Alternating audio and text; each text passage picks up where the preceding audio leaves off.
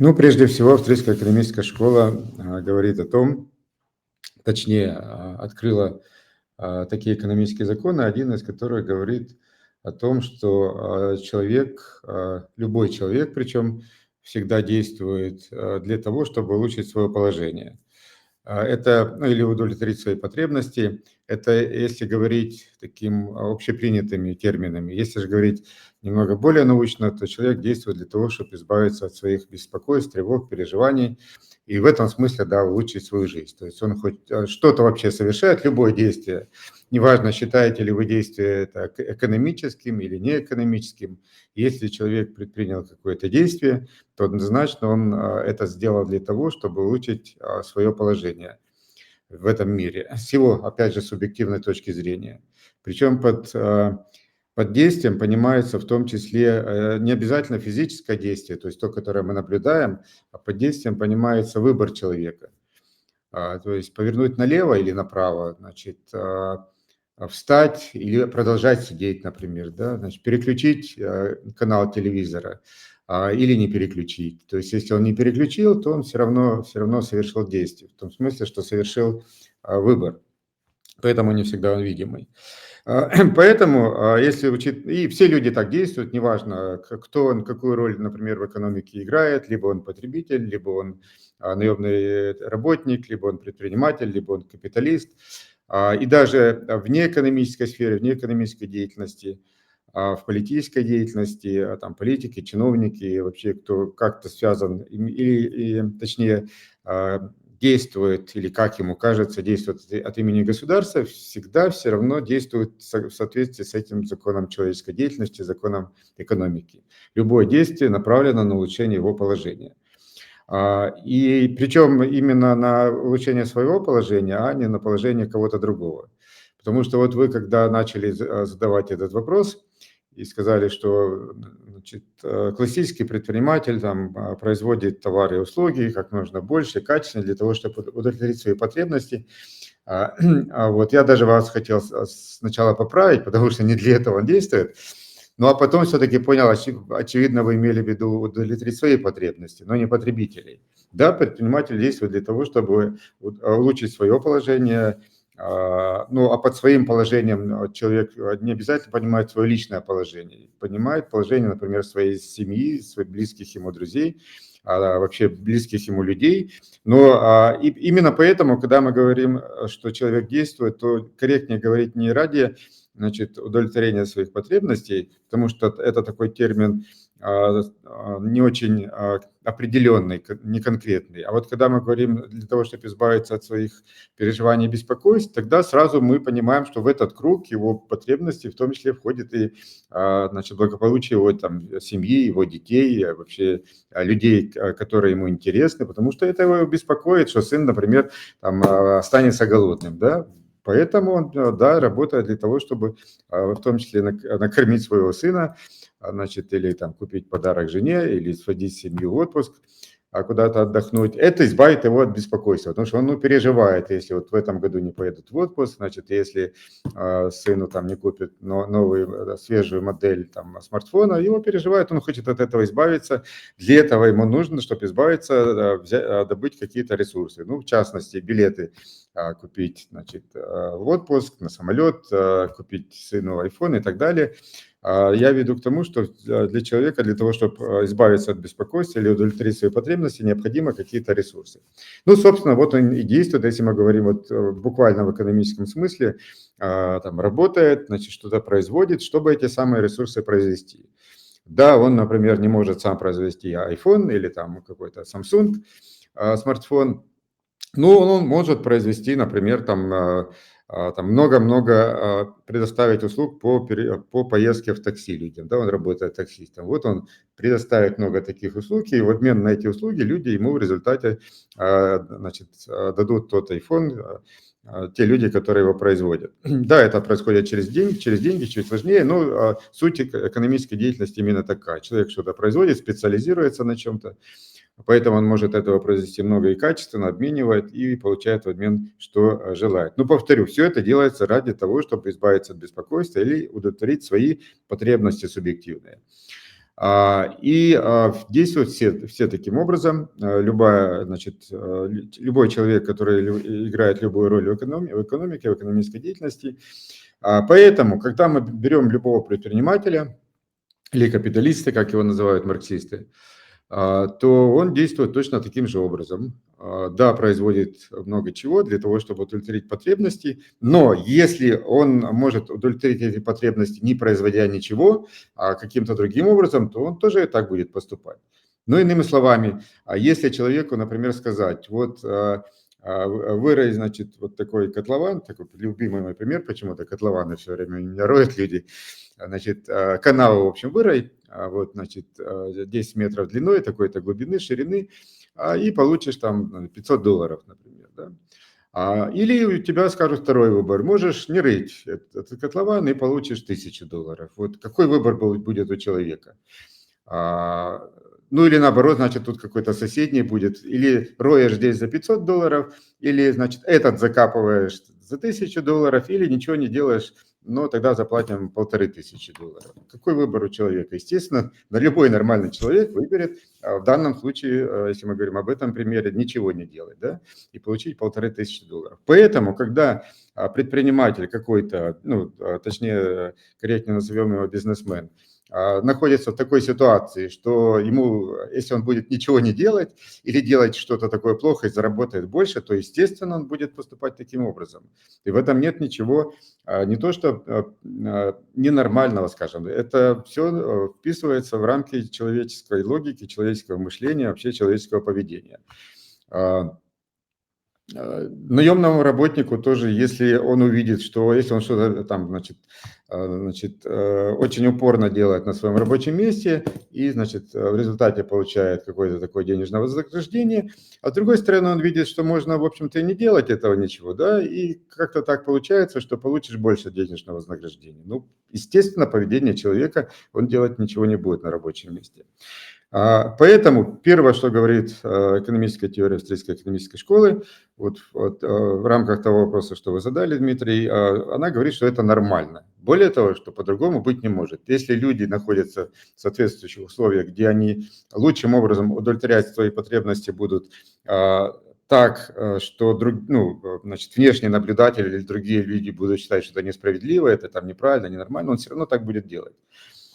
Я вот всегда привожу такой пример тоже мой уже классический, когда говорят, вот почему депутат проголосовал за такой закон, там, он там что-то там ухудшит положение каких-то там баб и Гали в каком-то селе, например. Я говорю с точки зрения, то есть если бы вы изучали экономическую теорию, науку и человеческой деятельности, вы понимали, что по-другому быть не может. Потому что вы, ну, как минимум, если бы руководствовались этими теориями, этими науками, то встали на место этого депутата и посмотрели, что его тревожит. А его тревожит, значит, что его жена уже давно его пилит, у нее уже старая машина, она хочет новую. И он вроде бы как и обещал. И для этого не хватает там $20 тысяч. Ему за голосование предлагают $20 тысяч. Ну, так совпало.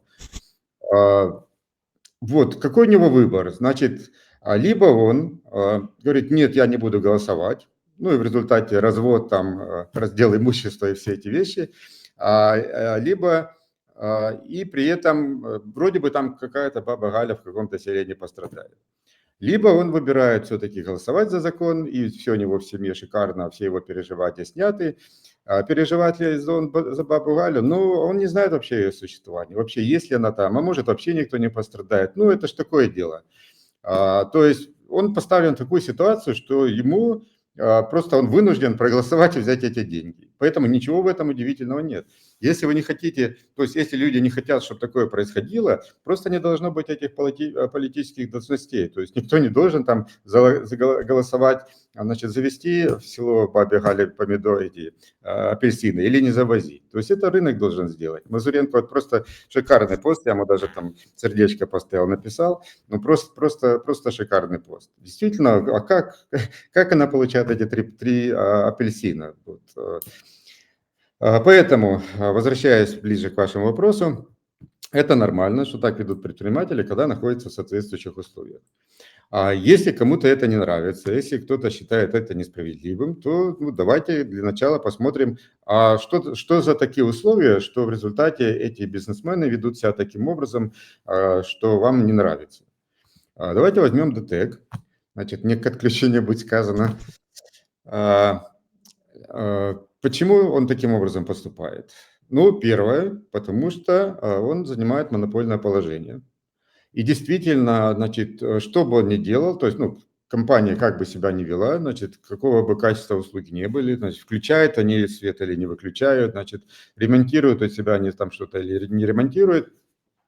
Если он находится в монопольном положении, деньги с этого рынка все равно будут поступать ему. То есть зачем, ну, вот в тех примерах, которые я приводил, зачем копать канавы, если можно не копать? Причем, если ты не копаешь, ты еще больше денег получаешь. Потому что если сейчас ДТЭК начнет, образно говоря, копать, то, во-первых, значит, может что-то не получиться, даже не там выкопает и так далее. Плюс это сразу возникнут затраты. В моем примере изначальном человеку вспотеть пришлось бы, да, потратить там туфли стереть, там лопату затупить и так далее. А здесь, да, будут финансовые затраты, и в результате прибыль уменьшится, вот. Ничего хорошего в этом нет. Поэтому, естественно, если ты монополист и деньги все равно к тебе идут, лучше не нести никаких затрат, сокращать их, не ремонтировать, значит, не восстанавливать подачу электроэнергии, ну или как минимум не торопиться ее восстанавливать, да, как-то это сделать с меньшими финансовыми затратами, это тогда, естественно, будет дольше. И это нормальное поведение. Теперь вопрос, у вас в вопросе там прозвучало, что, значит, как это было, как это обычно говорят, природная монополия. Да? Нет такого понятия, как природная монополия, потому что если, ну, в данном случае обычно считается, что, ну, не будут же там несколько, значит, линий электропередач тянуть каждому дому разные, значит, предприниматели. Ну, во-первых, будут, и ничто этому не мешает, никакая это не природная монополия. Потому что, вот смотрите, если бы, например, интернетом изначально занималось государство, значит, там, вот как раньше телефоном занималось же государство, вот тянуло там в каждый дом какие-то линии, там очереди были, когда тебя подключат и так далее.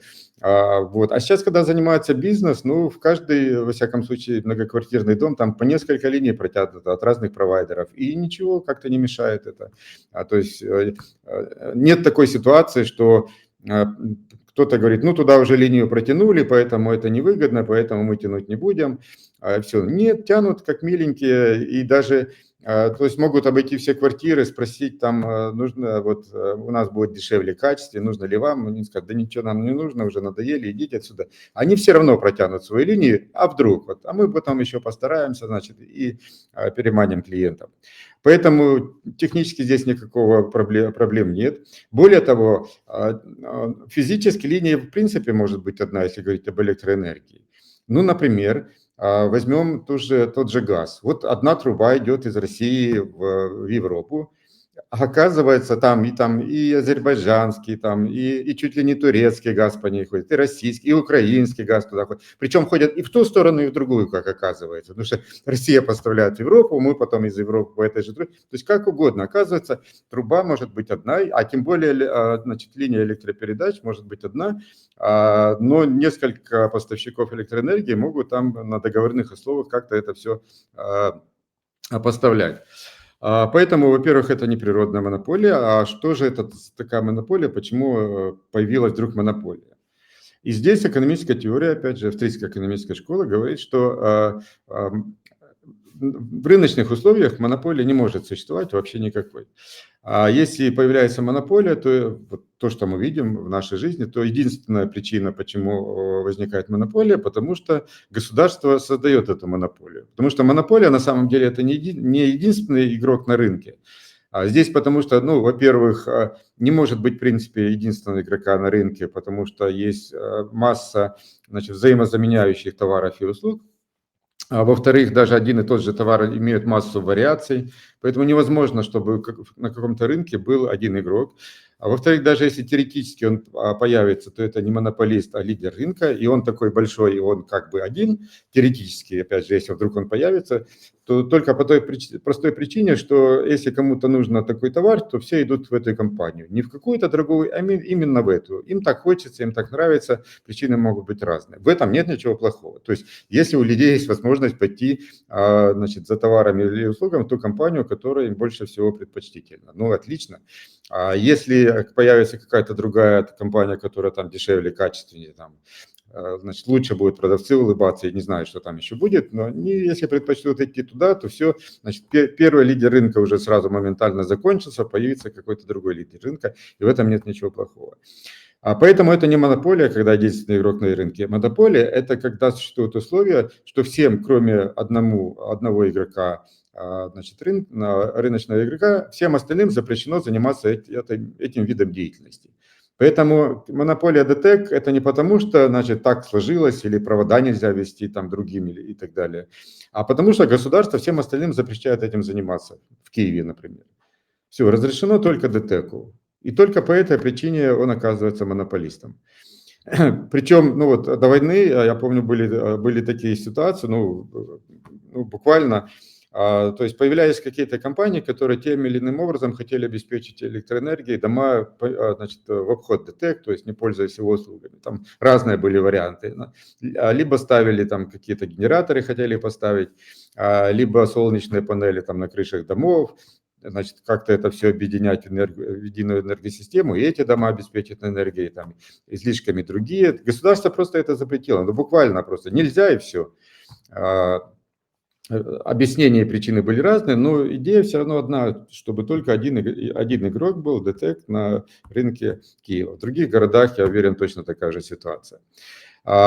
Поэтому, когда государство создало такое условие, монопольное условие, а в таких монопольных условиях, как я уже сказал, любой нормальный человек, неважно, это там Ахметов будет, там, не знаю, там, кто там, да хоть даже хоть Трамп, неважно кто, ну, каждый действует ради собственного благополучия. Опять же, под благополучием мы здесь в общем смысле говорим. Это не обязательно деньги, это, возможно, там слава, почет, значит, уважение, там, ну, масса всего, с его субъективной точки зрения, что ему лучше. Поэтому, и при этом, естественно, любой человек, а это уже однозначно, хочет как меньше затрачивать ресурсов на достижение этой своей цели. Поэтому любую компанию ДТЭК, любую другую поставьте в эти положения, будет то же самое.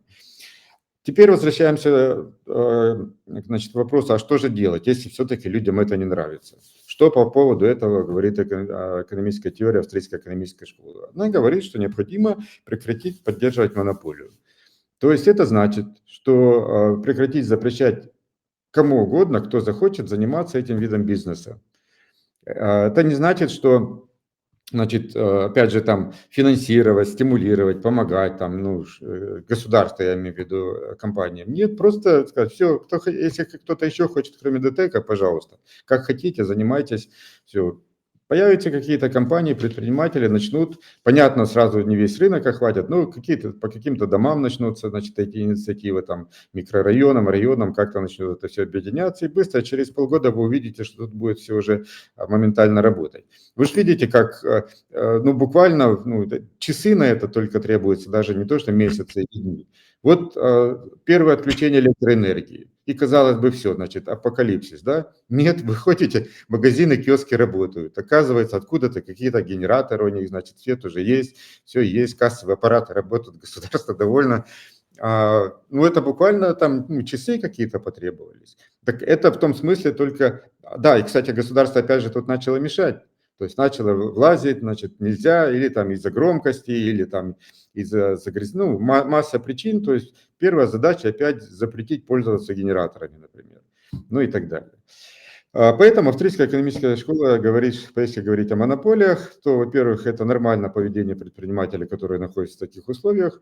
А во-вторых, такие условия создаются не природным путем, не рыночным путем, а просто при поддержке прямой поддержки государства, не в смысле поддержки даже, государство просто создает в буквальном смысле такую монополию, не пуская всех остальных в соответствующий сектор экономики. И третье, что говорит экономическая теория, что если вам это не нравится, значит, нужно сделать как-то так, чтобы государство не запрещало заниматься кому, кто желает, таким видом бизнеса. А в целом, ну, мы же только пример привели, значит, обеспечение электроэнергией, значит, киевских потребителей. Но это же касается всего, там, не знаю, там топлива, там, почты, ну, всего. То есть это значит, если вы не хотите, чтобы нигде не было монополистов, и нигде, значит, предприниматели, став монополистами, не вели себя таким некрасивым, с вашей точки зрения, образом, значит, это означает одно. То есть путь или решение этой проблемы, или достижение этой цели одно – это отменить государственное регулирование предпринимательской деятельности. Все, только если вы не регулируете предпринимательскую деятельность, то нигде монополистов не будет. Везде начнется конкуренция, это значит высокое качество, там, низкие цены и так далее. Если, опять же, продолжать тему с поставкой электроэнергии, что значит конкуренция на этом рынке, например, в Киеве? А это значит, что электроэнергия, какие бы там обстрелы ни были, электроэнергия не будет выключаться. То есть, если у кого-то она по какой-то причине будет все-таки отключена, не включена в течение там получаса, допустим, то это значит одно, просто эти потребители перейдут к тем, значит, поставщикам электроэнергии, у которых как-то получается не отключать электроэнергию, значит, бросят своего текущего поставщика, который не справляется с этой задачей, и переключатся на следующего. Либо, так как мы знаем, что у нас, как оказывается, могут быть несколько поставщиков электроэнергии для одного и того же дома, будут подключаться к самому дешевому, если вдруг у него какие-то проблемы, переключиться на того, да, пусть, может быть, он подороже будет, но тот, у которого электроэнергия не пропала.